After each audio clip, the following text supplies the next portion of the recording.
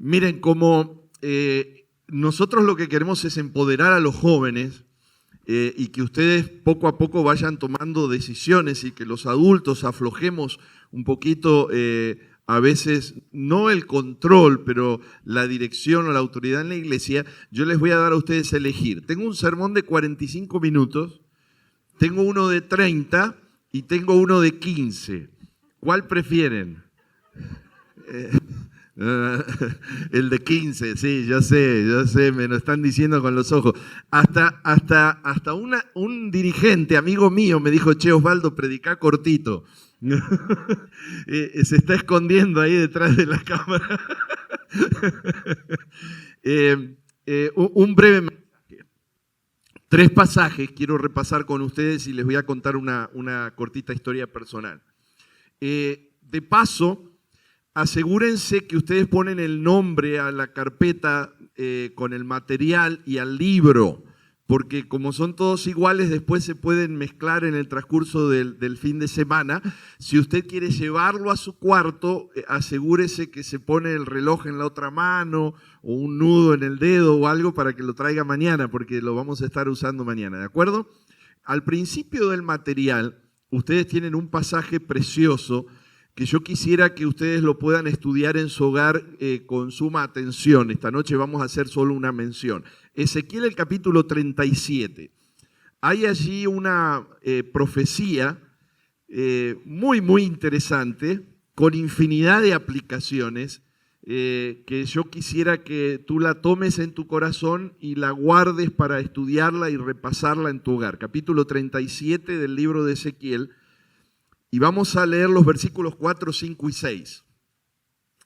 Ezequiel capítulo 37, versículos 4, 5 y 6. ¿Encontramos?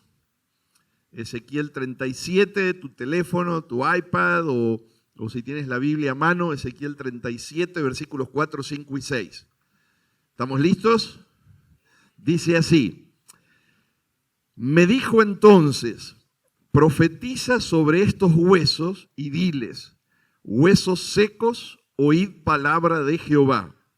Así ha dicho Jehová el Señor a estos huesos: he aquí yo hago entrar espíritu en vosotros y viviréis. Versículo 6, y pondré tendones sobre vosotros y haré subir sobre vosotros carne y os cubriré de piel y pondré en vosotros espíritu y viviréis y sabréis que yo soy Jehová. Tristemente, esta profecía tiene algunas aplicaciones directas a algunas de nuestras experiencias espirituales que están secas y aún que están muertas. Y también puede aplicarse con tristeza a las experiencias de algunas de nuestras congregaciones que se han secado en su impacto para el crecimiento interno y para el crecimiento externo.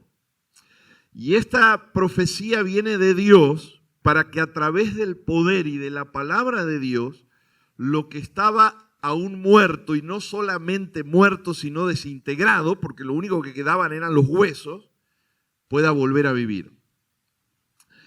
No tengan ni un pequeño ápice de duda que Dios quiere usarte y quiere usarnos para que nosotros podamos inyectar vida a la experiencia espiritual de cada una de nuestras congregaciones. Dios quiere utilizarnos como instrumentos, llamándonos proféticamente para que nosotros hagamos vivir aquello que está agonizando, que está enfermo o que aún que está muerto. Y no hay otra manera de que eso sea una realidad si no es a través de la vida espiritual tuya y mía. Porque nosotros no podemos transmitir vida espiritual si nosotros estamos muertos espiritualmente. Y vamos a ver en el transcurso del fin de semana varias dinámicas en estos 6 puntos que nos van a ayudar para que por la gracia de Dios nosotros podamos ser un instrumento poderoso de vida espiritual en el círculo de amigos en el que nos desenvolvemos, en la familia, en la iglesia y en la comunidad. Ahora vamos a la primera carta de Pablo a los Corintios. Primera carta de Pablo a los Corintios, el capítulo 14. perdón, el capítulo 4 y el versículo 2. Primera carta de Pablo a los Corintios, capítulo 4 y el versículo 2. ¿Encontramos? ¿Quién quisiera leerlo en voz alta? A ver, es una voz de locutor o de locutora. A ver, hermana.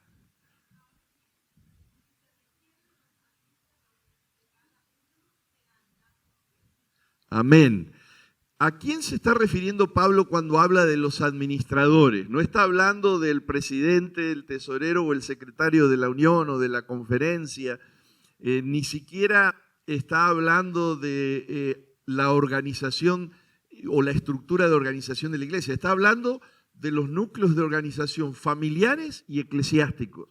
Y los administradores somos aquellos que fuimos llamados a ser mayordomos de Dios.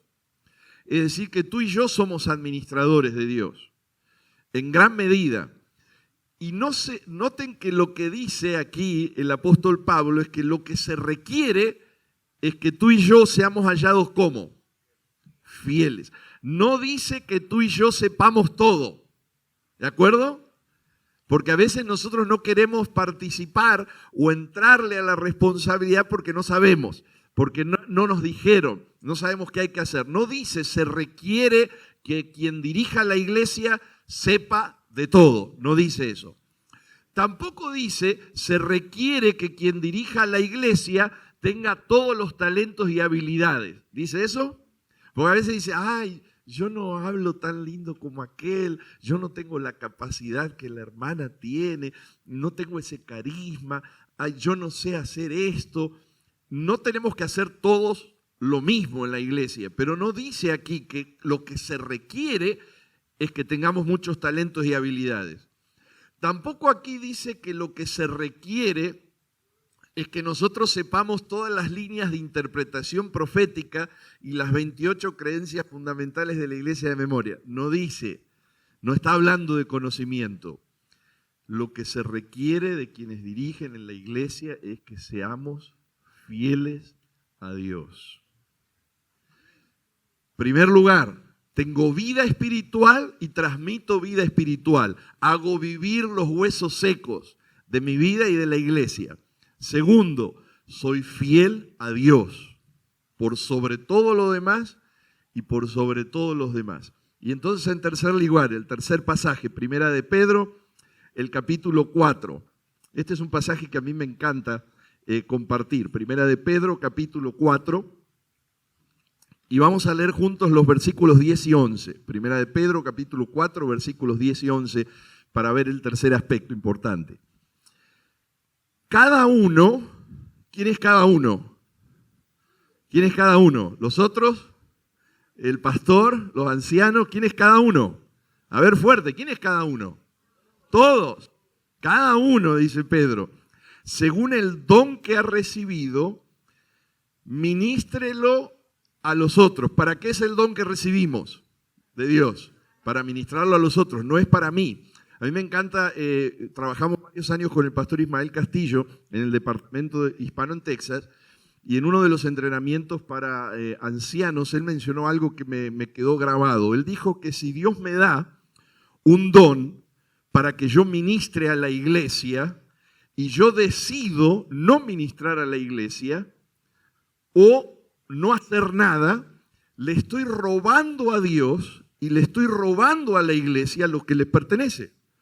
Porque este don Dios me lo dio, dice Pedro, no para hacer lo que se me da la gana, no para envanecerme o tener vanidad, me lo dio para ministrar a otros. Y entonces dice, como buenos administradores de la gracia de Dios, y esto te lo dejo de tarea.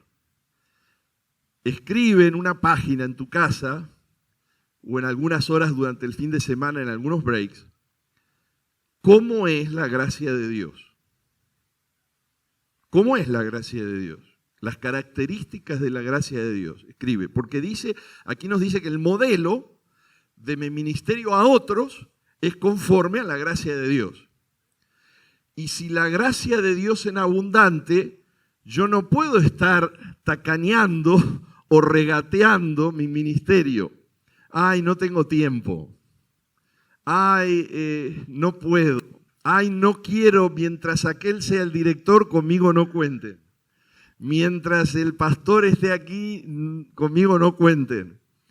Mientras no dirija a tal persona, a mí no me pidan ayuda. A mí no me tienen en cuenta. No, no habla de nada de eso. Es conforme a la gracia de Dios. Y lamentablemente, nosotros recibimos de gracia y no damos de gracia, que fue la instrucción de Cristo Jesús. Entonces, aquí está la clave. Y entonces nos complementa diciendo, si alguno habla, hable conforme a la palabra de Dios. No puedo decir lo que a mí me parece o se me ocurre, tengo que decir lo que Dios dice. Si alguno ministra, ministre conforme al poder que Dios da. Lo que voy a hacer no lo voy a hacer por mi estudio, por mi capacidad, por mi habilidad, lo voy a hacer por la obra y la dirección del Espíritu Santo. Y entonces dice al final, para que en todo sea glorificado por Jesucristo, a quien pertenecen la gloria y el imperio por los siglos de los siglos. Amén. A ver, repitamos juntos esta última frase. A Cristo pertenecen la gloria y el imperio por todos los siglos. Amén. Amén. Yo estaba en mi primer verano, después del primer año de teología, en nuestras universidades en aquella época. Si tú querías ser pastor, tenías que colportar por lo menos un verano. Si hay aquí algún pastor que no colportó, hable conmigo al final. Yo voy a hacer algunos arreglos con ustedes. Es decir, si querías ser pastor tenías que colportar. Y si no colportabas no podías ser pastor. Y gracias a Dios yo colporté los 4 veranos. Pero no porque quería, sino porque tenía que estudiar. Y si no colportaba, no podía estudiar. Entonces el primer verano nos entrenaron y salí contentísimo a colportar. Después de 2 semanas no vendíamos ni para comer. Y a mí me gusta comer, no sé si se dieron cuenta. Dice mi esposa que esta pancita no es de lechuga. Muy bien, no teníamos ni para comer. Entonces, mi compañero Carlos Goglino, con quien habíamos estudiado el primer año y estábamos colportando juntos, estaba tan desanimado que me dice una mañana, Osvaldo, yo me voy. Me voy. Pero le digo, Carlos, ¿cómo te vas a ir? ¿Y qué vas a hacer? No sé qué voy a hacer. Si no puedo estar estudiando, no estudiaré, pero yo me voy. No aguanto. La ansiedad, la presión, la situación. Y se fue. Entonces, yo estaba que me iba y que me quedaba. Y dije, no, yo no me puedo ir, porque si me voy no puedo estudiar el año que viene. Así que me quedé. Me quedé un día y vendí para pagar la pensión. Y me quedé trabajando otro día. Yo dije, por lo menos voy a estar 8 o 9 horas en la calle. Yo no voy a estar sentado en el cuarto. Pero no funcionaba. Para poder estudiar yo tenía que vender 120 colecciones de libros. Eran 5 libros en la colección, había que vender 120 colecciones de libros para pagar mi beca. Y hasta ahí, en esas 2 semanas y un poquito, no habíamos vendido ni para comer, ni para pagar la pensión, así que menos para estudiar. Así que yo me puse a orar con fervor, y en esos momentos, ustedes saben, y quienes han colportado saben que uno ora y llora, porque es una desesperación. Yo no quería salir a la calle. Y salía a la calle y daba vueltas. No voy a empezar en esta cuadra, voy a empezar en la otra. Le esquivaba porque me daba no sé qué empezar y la gente no tenía plata y los libros estaban caros. Finalmente, como a las 6:30 de la mañana, tocan a la puerta del cuarto y era Juan Sagua, el ayudante de colportaje. Y yo dije, Juan, es temprano. Y me dice, ¿qué estás haciendo? Pues estoy haciendo mi devocional, menos mal que ya me había despertado.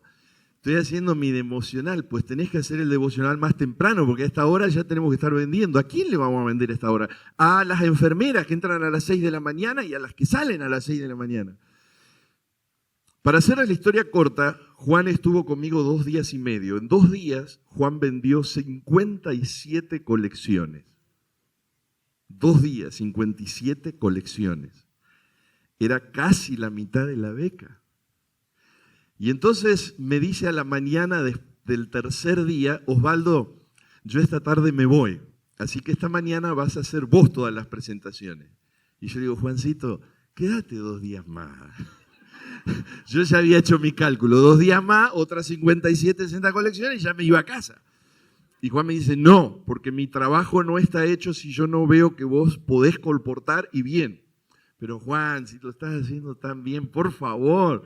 No. Y entonces fuimos a un hospital y le hice una presentación a 3 enfermeras y cuando salimos Juan me dice, Osvaldo, yo estoy colportando hace años y nunca he escuchado una presentación tan buena como la tuya.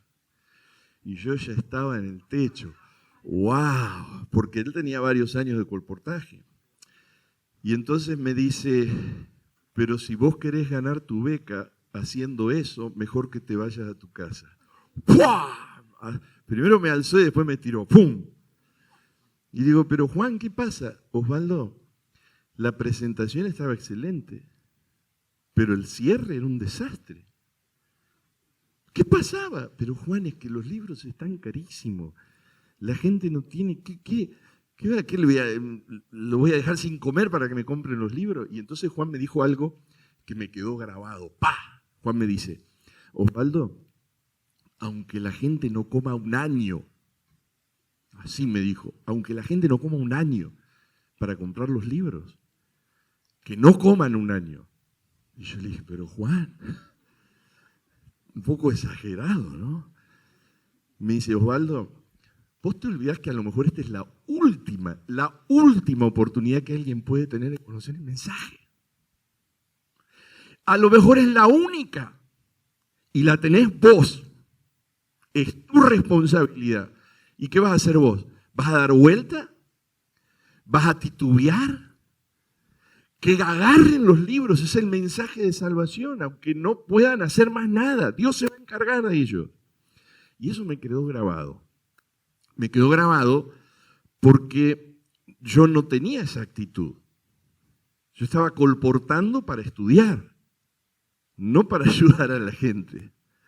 Estaba colportando para vender la beca, no para salvar almas. A pesar de todo lo que habíamos aprendido. Pero no olvides esto en tercer lugar. En primer lugar, somos instrumentos de Dios para reavivar nuestra vida y la iglesia. El requisito más importante es ser fieles. Pero en tercer lugar, el propósito es salvarnos y salvar a otros. No perdamos nunca eso de vista. Aunque tengamos que sacrificar tiempo, esfuerzo, tengamos que tener un trabajo más sencillo, más humilde, tengamos que tener menos cosas, encanta tener, pero estamos terminando la obra de Dios, por fin. Y eso me hizo un clic y me cambió. De paso, ese verano vendí 3 becas, gracias a Dios, porque arranqué, ese fue mi arranque, porque yo entendía que la gente tenía que comprar esos libros a como dé lugar. Porque quién sabe quién iba a pasar por ahí a dejarles un libro. Y me empezó Juan a contar historias de que solo por el mensaje de la palabra escrita gente finalmente se convirtió. No pierdan esas 3 cosas, adultos y jóvenes, por la gracia de Dios. Y este fin de semana van a escuchar un montón de información importante en el contexto de que tú eres un instrumento para reavivar tu vida espiritual y para dar vida espiritual.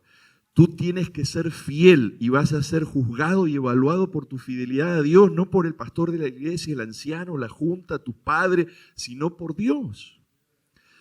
Y en tercer lugar, todo lo que somos y todo lo que hacemos es en el contexto de la misión de terminar la obra que Dios nos encomendó. Que Dios nos ayude a disfrutar de esta experiencia. El pastor Craig, nuestro presidente, va a tener una oración especial para culminar. Y luego vamos a tener varios anuncios que son sumamente importantes para que entendamos el fin de semana. Así que presta atención y estemos conectados. Gracias, pastor.